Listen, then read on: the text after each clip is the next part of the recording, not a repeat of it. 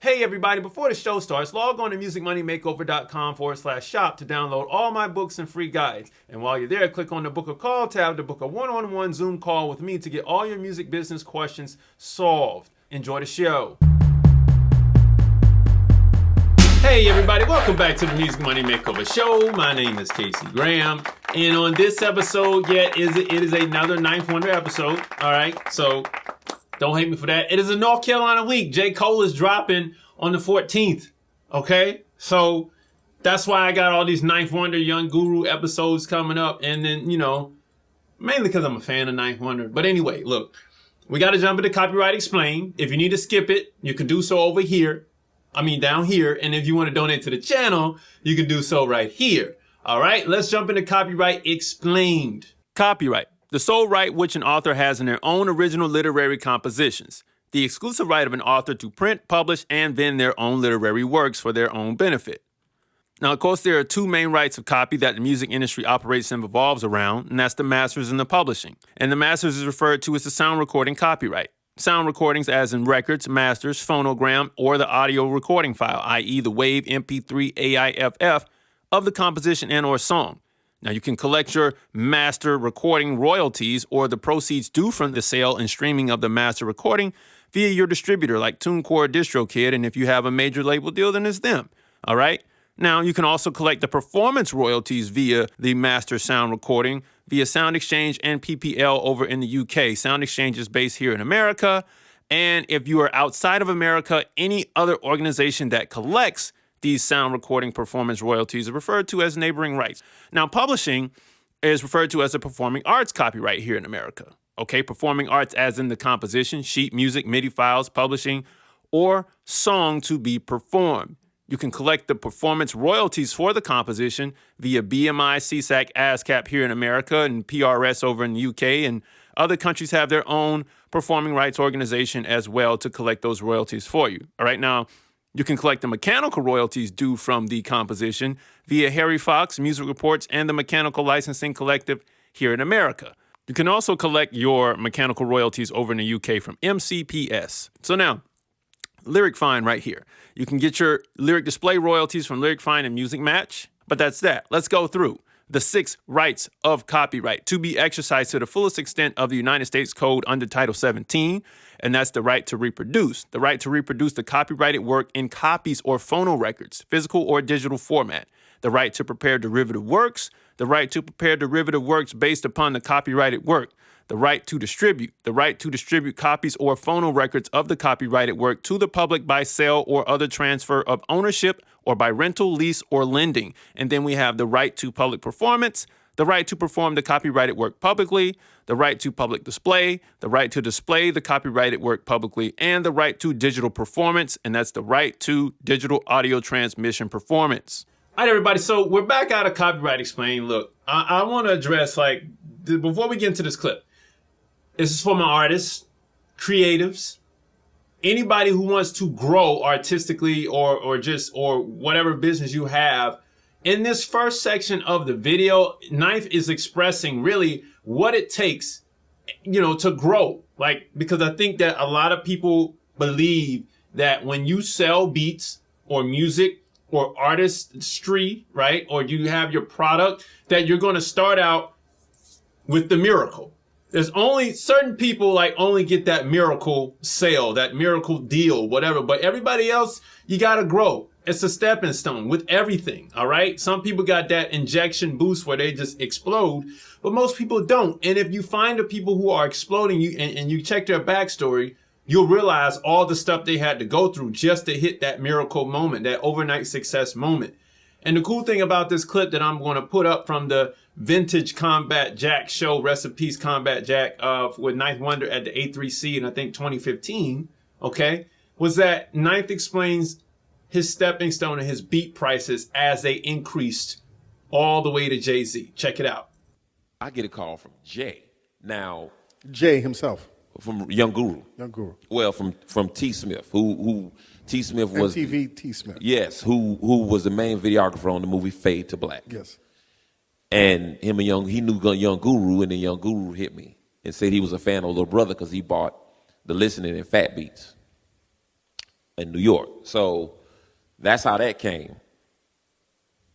And So you got these mainstream cats yeah, that are I got fans of yours. I'm going to play beats for Jay-Z, the underground dude who I just did Good Old Love for Master Ace. Such a great record, man. In August of 2003. That's a great record, man. Right? And at the time, just from a money standpoint, I was making beats for $50. My price jumped to $300 because one of my homeboys went to the NFL by the name Corn Robinson. He played for So you was Seattle. balling. Yeah, he had a rapper dude. So he was like, I want to buy some beats for my little homie. I said, how much? He's like, I give you $300 a piece. I want to buy 5. What? 1,500? What? Ooh. What'd you spend your money on? Oh, man, I got some groceries. Got me a couple of Echo shirts, a flight jacket. Look. But I, he was like, look, you know what I mean? I want to do that. So then I was selling beats for $300. Then I met this kid from Portland named Braille that rhymed. And he sent me, I sold him 2 beats for $750. So I'm like, all right. So Master Ace bought Good Old Love for me for $2,000. Okay. And so I went from the Little Brother Records and all the cats I was working with in the hood, my man Corn, to Master Ace, to Jay. Jay was my first mainstream look, right? And that was just kind of crazy for me.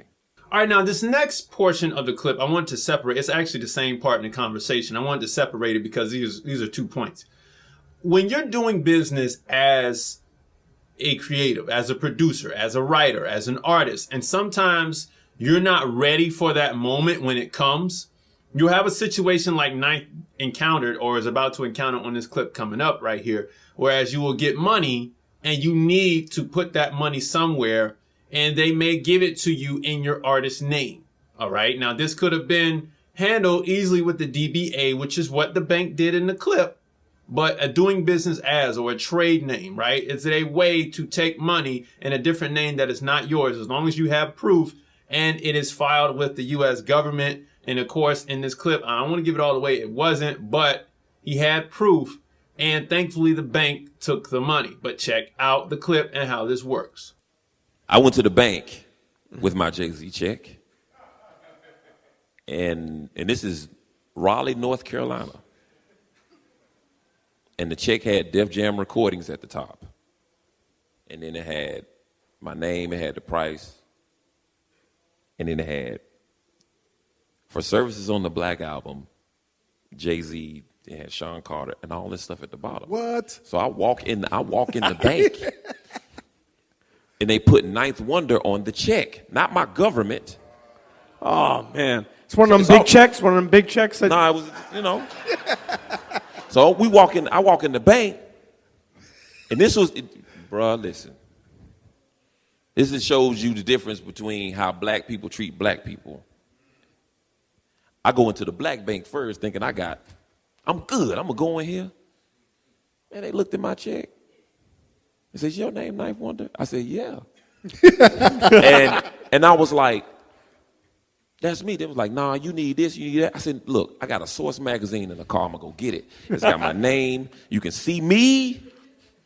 It still wasn't good enough. I said, all right. Source magazine wasn't good in the hood? It wasn't good in the hood, B.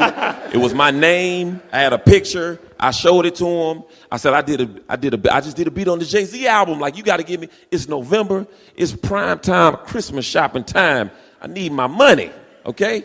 We going to do it big this Christmas. So I'm like, get my money, man. And they wouldn't give it to me. So then I left. I said, all right. And this is the State Employees Credit Union in North Carolina. So I go to the white State Employees Credit Union, same bank, totally white people. So I go in, and I asked to speak to the branch manager, and she had a country accent and everything. And I showed her everything I had, and I showed her, and I told her of the bank, and she said, as long as you give me a tax form, whatever, you good. And I cashed that check that day.